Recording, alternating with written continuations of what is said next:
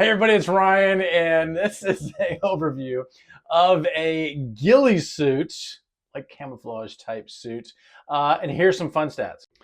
All right, so from head to toe, an overview. So this is almost like a headpiece that covers the whole entire head, and it's looks sort of like a natural type, almost I don't know, like a yarn. I guess that's the best description. A yarn type material.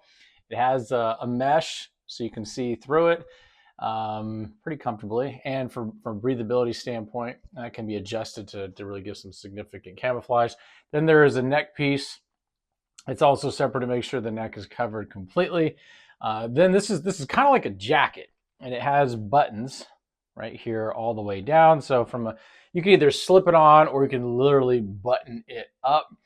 It doesn't come with gloves, really not needed because the hands here, it will cover, and then these are like an elastic type hand, so it will, if you have gloves, it's going to cover it. Then you have pants, and those are via a drawstring, very low to the ground. So if you had shoes on that weren't camouflaged, it's pretty much going to cover you up. Or if you're laying down, it's going to cover that as well.